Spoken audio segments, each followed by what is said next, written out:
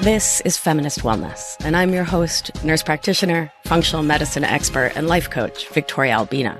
I'll show you how to get unstuck, drop the anxiety, perfectionism, and codependency so you can live from your beautiful heart. Welcome, my love. Let's get started.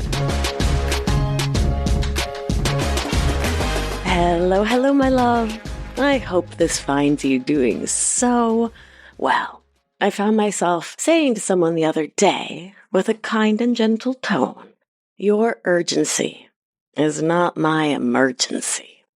Back in the day, it always used to feel that way. Someone else would say, "But I need this to happen right now. I need to, right? All that sympathetic activation kind of words. I have to. That's the language of sympathetic. And I would say, well, then it must be true. And I need to get just as anxious as you are. And I need to believe that because this is stressing you out, if I'm loving and kind and empathetic, I need to match you in that stress out. I need to match you in the push, and the go kind of energy. And it did what it needed to for a while, right? Like, you know how people pleasing works in a way, right? It makes people pleased with you. But at the end of the day, not only are the people not pleased with you, you're not pleased with you, right? It took me a while to realize just how much I was taking on other people's emotions and making them the driver for my own life, and how much I was doing things from obligation. Oh, I don't want to go to that dinner, but she's going to be upset if I don't go. I don't want to do all that stuff that he asked me to do, but I don't want him to think less of me or be disappointed in me. And then the even more subtle of like overdoing presents and overdoing cleaning and overdoing. And of course, this was all unwitting, right? It was all subconscious. This attempt to garner love through action instead of through being. So this has been on my mind a lot. And so I wanted to share this piece about when our brains and our bodies say no, and when our brains and bodies say, hey, rest. Hey, take a break. Hey, you've done way too much. You're wiped out. And it's time for like some hammock, couch, chill. And here I mean conscious distraction and rest, not buffering, not checking out, not having the TV going while you're doom scrolling while the laptop's doing, like I'm talking about rest. It's a thing that can feel incredibly uncomfortable in our nervous systems. Oof, don't I know it? And it's something that really behooves us to become friends with. So I think I'm creating a second podcast as means of introduction of the first podcast because it's a topic that is very near and dear to my heart right now. I've just recently had this really big push. I've written a book for you all. You'll get to see it next year. Publishing is a sweet and slow sport. Oh, big shout out to Wendy Sherman, my agent. That woman is a goddess. And yeah, I wrote a book. I've had a lot going on in my personal life, some health stuff going on. I'm fine, but took a lot of time and energy. And Anchored started. The somatic studio starting soon, right? Rest has been on my mind. And what it looks like to hear our bodies and our brains say, basta, mi amor. Enough, my love. Take a breath. Take a break. Then what it actually means to heed it.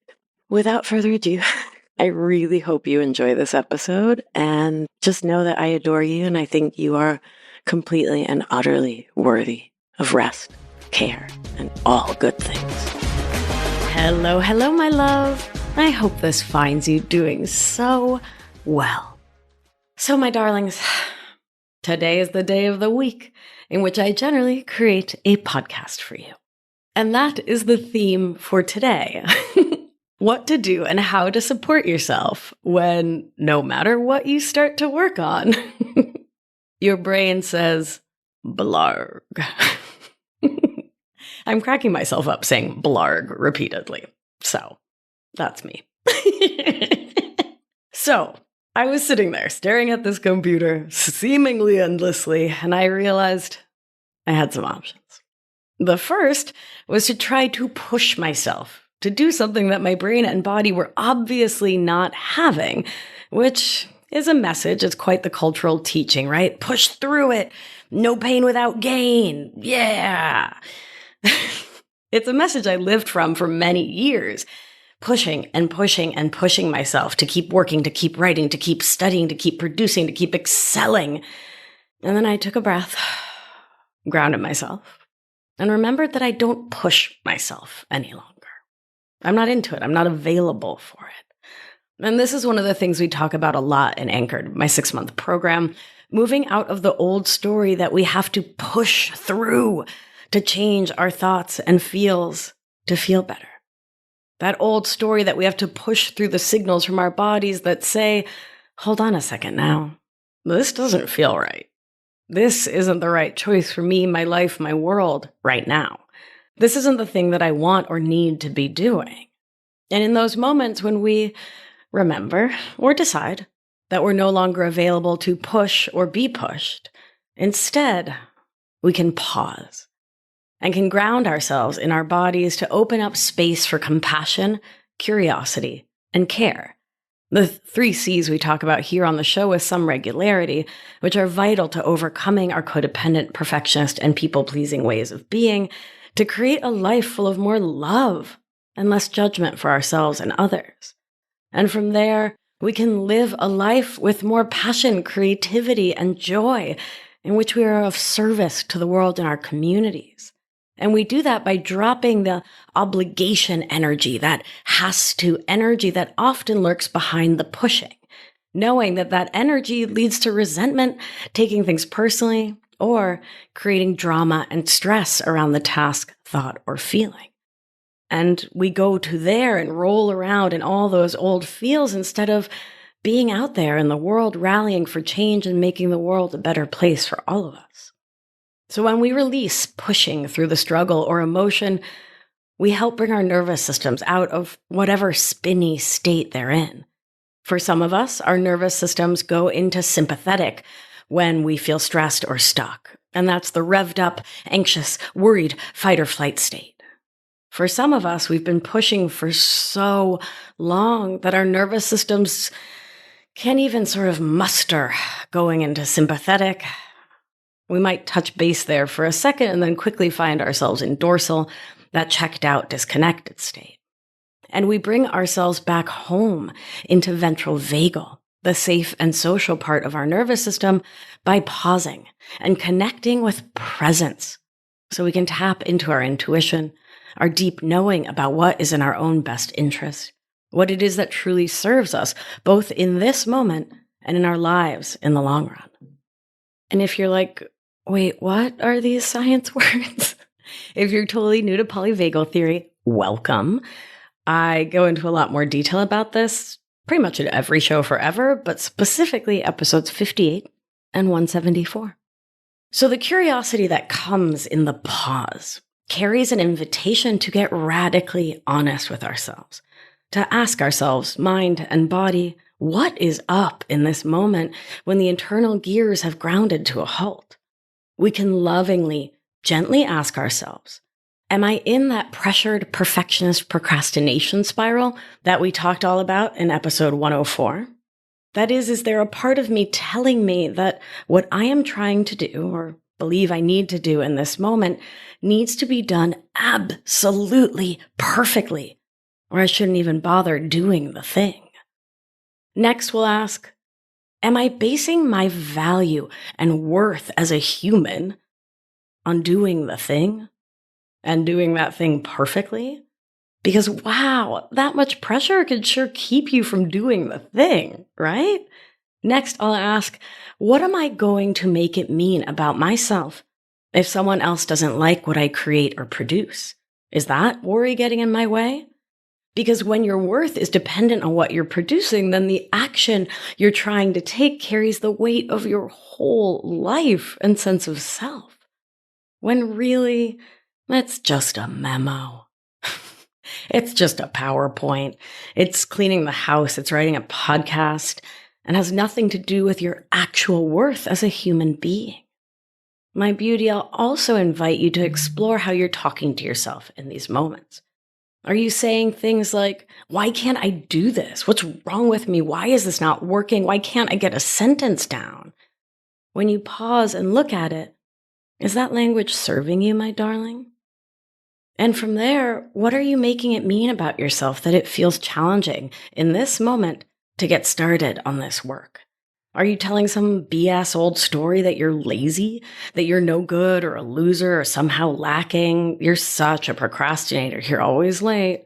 Even if some of those have been your historical patterns, like procrastinating or being late, it doesn't serve present or future you to state those thoughts as facts about who you are forever, my love. It jacks your nervous system right on up out of ventral vagal and keeps you believing you'll never change, which is just not true, my sweet one, so very not true. So check yourself before you label yourself as a kind of person and just assume that that's the eternal truth about you. I'll also invite you to check in with your expectations of yourself. From that perfectionist thinking, are you expecting you to get more done in one day than is humanly possible? That'll make anyone feel burned out, overwhelmed, and stuck. My tenderest perfect ravioli, these stories and the state of your nervous system matter because our thoughts create our feelings. And the thoughts we have access to in any given moment are deeply tied to our nervous system state. As us nervous system nerds love to say, story follows state, which means that the state of your nervous system, ventral vagal, safe and social, sympathetic, fight or flight, dorsal, checked out, freeze, not present in the room, right? That state defines what thoughts you have access to in any given moment. If you're anxious and worried and stressed about not being a robot and thereby needing a rest day or a break or a pause, your nervous system will go right into fight or flight and you leave presence. And the thoughts available to you have that, like that mean girl, jabby, anxiously unkind tone and sound like, ugh, what's wrong with me? When your nervous system goes into dorsal, the disconnected, checked out state, you also leave presence. And the thoughts your brain can offer tend to be either nothing, a blank, numb, nothing, which is pretty classically dorsal, or can be of the, woe is me, I can't do this, the resigned and checked out variety. Neither one of which helps you to get back to the task at hand or to give yourself the deep rest you're likely craving. So what we can remember here is that our thoughts are the direct result of our nervous system state, and that our feelings come from our thoughts. Our thoughts create our feelings. So, my tenderest ravioli, what kind of feelings do you think you're going to have when your thoughts are mean and judgmental of you? When your brain is telling these stories that paint you in a less than loving light? I would feel feelings like disappointed in myself. I would feel frustrated, overwhelmed, angry at my brain, annoyed, despondent, and shut down. And frankly, none of those feelings move us towards our goal. The alternative to pushing through or spinning around in all these painful thoughts, which frankly does not get a word onto the page at all, is giving yourself a break. Pausing, grounding yourself, going for a walk, connecting with nature or your breath, choosing kinder or even neutral, factual thoughts about yourself like, looks like my brain doesn't want to write right now, and that's okay. Which can support you in coming back into ventral vagal, which is the state of presence from which magnificent things are possible. And sometimes what that deep inner wisdom is saying that maybe it's not the right time to get that thing done, that you need to attend to yourself in a different way, to be able to do what your mind wants to do. Sometimes your nervous system is at or has exceeded your capacity to work. Sometimes, and this is part of what was up for me today, there are things on your mind and in your heart that you need to process somatically, which means through the body.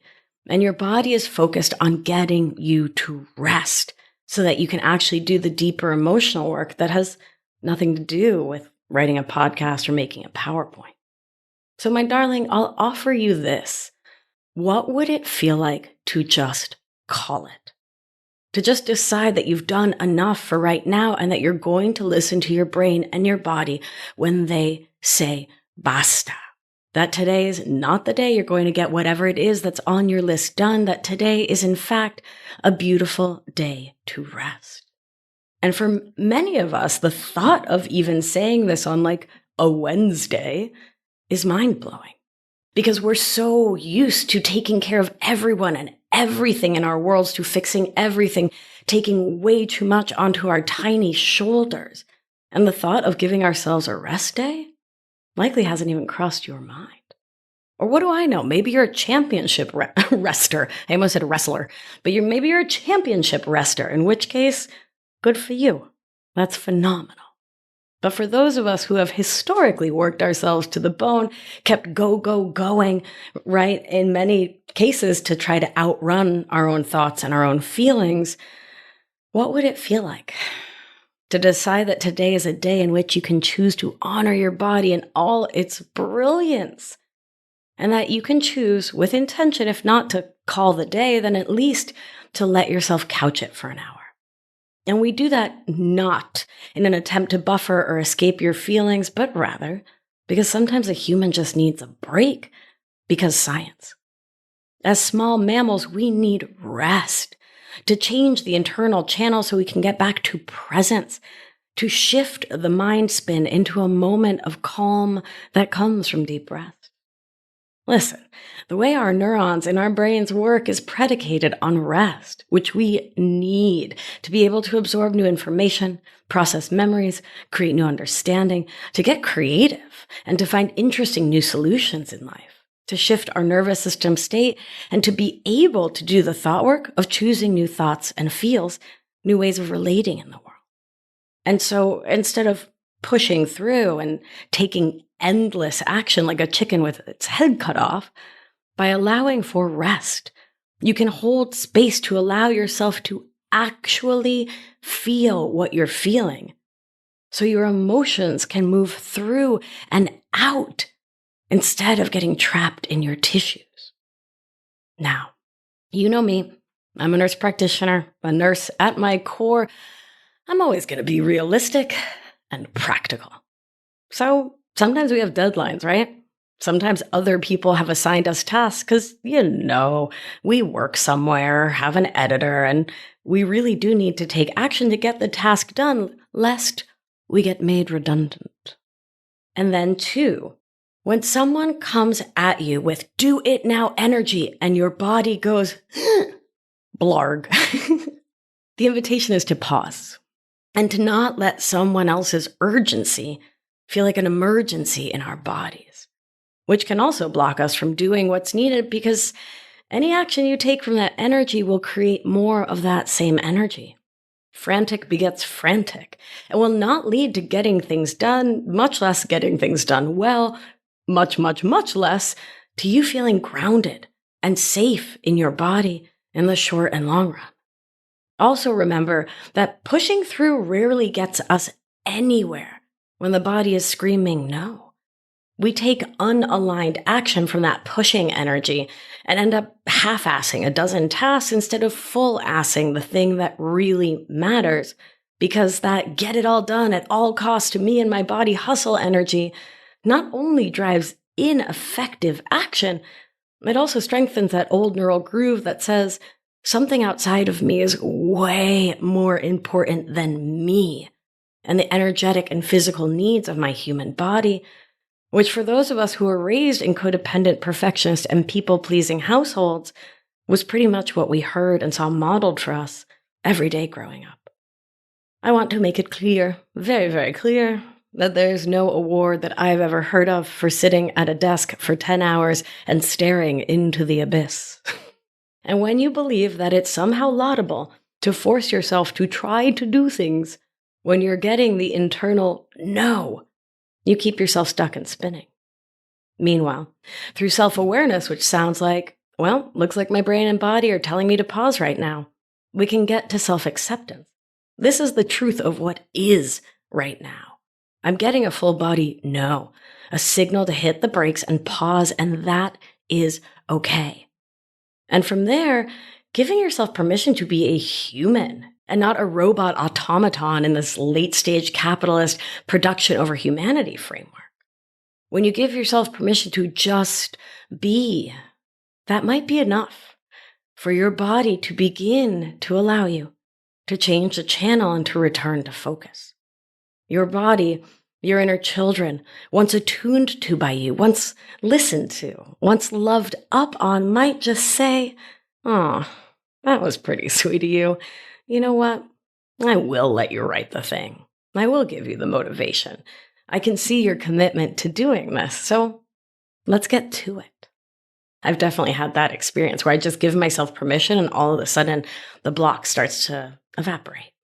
But if that's not enough, if concentration and focus continue to evade you and you don't have a work life where you feel you can just say, "All right, I'm calling it. I'm taking the day, closing the computer and logging off," then I want to start by inviting you to ask yourself why that is. Stay with me here. Is it your internal narrative of perfectionism and people-pleasing taking the wheel? What are you making it mean about you as a human if you take the day off and rest? Whose emotions are you trying to manage with the choice to not take care of you? Your own? Someone else's? Are you trying to keep you from being mad at yourself by trying to take action? And remember the think, feel, act cycle. Actions will not create the feeling you're aiming for. We need aligned thoughts for that. Or are you trying to keep others from having thoughts about you or emotions around you like disappointment, frustration, annoyance, anger, etc.? Or is it maybe some of that, but also an external thing? Like, did your boss say, "If this isn't on my desk by 5 p.m., you're fired"? Or like imply that, right? It's usually not said explicitly, but we get the gist. In which case I'll ask you first, if that's a work environment that truly serves you and your wellness as a human, if there's no space for you to need a break. And if you're like, "Yeah, that's the truth. It is not a healthy work environment for me," but meanwhile, it's the job you have and you have kids and a dog and bills to pay. Most of us don't have the privilege of just saying, "Forget about it" when we have work due. That's so real. And so if your current reality is that you do really need to get back to work now, I have some tools for you. Once again, I love being practical. So the first is that I will invite you to make a list and do this from ventral vagal. While you're chill, happy, connected in with yourself, present, you're going to make a list of the things that are your go-tos when your brain says, "Oh, I am not having it right now." Things that are fun and enjoyable and can serve as a reset for you. Studies have shown that doing something that brings you joy can increase your productivity up to 12%. That's a lot of percents. So what are the things that you really enjoy doing that can help you to come back to presence by honoring your body's signals? Walking or moving however works for you, making art, taking a shower, connecting with nature, smelling some essential oils, calling a friend who you haven't talked to in a hot minute, playing with a pet kid or Play-Doh, setting a timer and doing a puzzle or a game, or meditating for a few minutes. Maybe you could put on some music and dance. We do this in Anchored all the time because it's such a quick and powerful way to come back to your grounding, to move your body and to get present outside of yourself with the music as a portal inward to get present with and in your body. If you can get outside, I think that's even more potent to connect with nature, which can be your fire escape, looking out on a tree or going to a park. Keep that list in your workspace. And when you find yourself unable to get back to whatever the task is at hand, offer yourself a break in which you're not doom scrolling, you're not complaining, you're not chugging more caffeine, but you're doing something that brings you happiness. Next, before allowing your brain to spin out or declare the day dead on arrival, check the basics. Baby, did you eat? Did you drink water? Did you exercise? Get sunshine today? Enough sleep last night? Is there something on your mind you need to journal about, get coached on, or talk out so you can clear the cranium? Ask your body if your basic human mammalian needs have been met, and if they haven't, get to it. On that practical note, I'll offer this. When my brain and body said no to sitting at the computer to write today, I grabbed my phone, went out for a walk, and talked this episode into it. When you feel stuck, question your stories about how something should be getting done to see if another way is possible. I also often give myself the grace and remind myself that now that I don't work in a clinic where you obviously have to work on someone else's schedule, I can now decide when I want to do focus work. It doesn't have to be from 9 to 5 and often isn't because that's not what's best for me.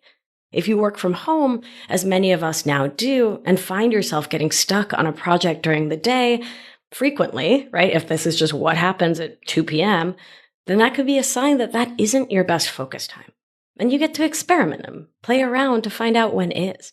In the summer, it's from 6 to 10 a.m. for me, and then again at night. So I do non-work things like going for a hike or making art or gardening, seeing friends in the middle of the day, and rarely find myself staring at the computer screen with my brain going blarg when I work in my own optimal circadian rhythm.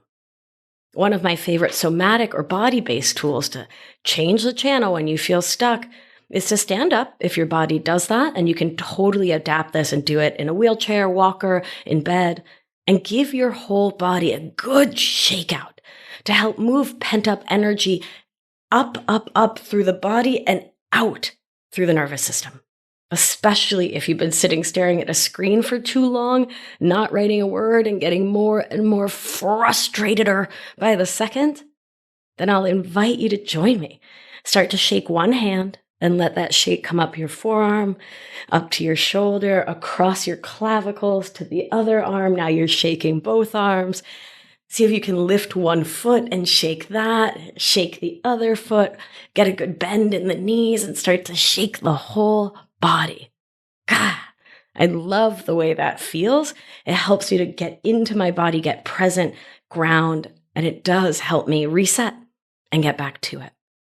I also love the somatic practice of taking your paws and putting them up in front of you, adapting as needed to match your ability, and taking your thumb and you're going to tap it to each of your fingers and we're going to count.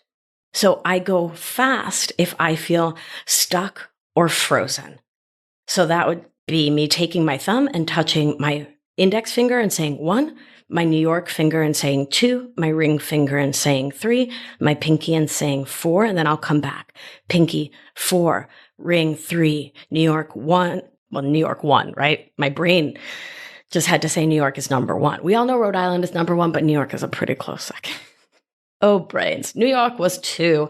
Index finger is 1. Okay, so we're going to do it faster now. So thumb to first finger, 1, 2, 3, 4. Come back, 4, 3, 2, 1. 1, 2, 3, 4, 4, 3, 2, 1.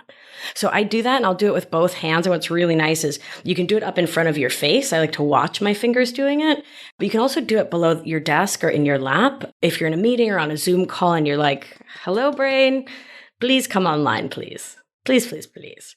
So that's what we do. We go fast if we feel frozen or stuck and we need to bring a little activation energy. And we'll go slow if we feel revved up, anxious, worried, which will sound like 1, 2, 3, 4, and come back. Now, if you're feeling really anxious, if your body's just like, whew, revved all the way up, foot totally on the gas, then I actually like to do a full exhale between counts. So go 1, 2, 3, 4. And if you're not counting out loud because you're teaching this on a podcast, then you would take an inhale as you touch your thumb to your first finger and exhale in between. It's a simple, free, accessible practice that I adore, that humans of pretty much most ages can do once you have manual dexterity, and has been so helpful to calm my nervous system, rev up my nervous system in a gentle way, and is really supportive of my magical ADHD brains, so that when the moment doesn't allow for rest, I can help myself to get back to the task at hand. Finally, I'll encourage you, when you're feeling this stuck kind of way, to actually ask yourself the questions I posed earlier in the show, to start to understand what the what is when your brain and body say no, and to practice pausing throughout your day to get present in your body when things are going well overall, to increase your capacity to come back into presence when things feel challenging. Few things have been as life-changing for me as cultivating presence, and it is truly the pathway into deeper self-compassion all the time, but especially when my brain and body say, basta, no work for you. I hope this episode has been supportive, my love. Please take good care of you. You're really worth it. All right, my beauties, let's do what we do. Gentle hand on your heart should you feel so moved. And remember, you are safe, you are held, you are loved. And when one of us heals, we help heal the world. Be well, my beauty. I'll talk to you soon. Thank you for listening to this episode of Feminist Wellness. If you want to learn more all about somatics, what the heck that word means and why it matters for your life, head on over to victoriaalbina.com/somatics webinar for a free webinar all about it. Have a beautiful day, my darling, and I'll see you next week. Ciao!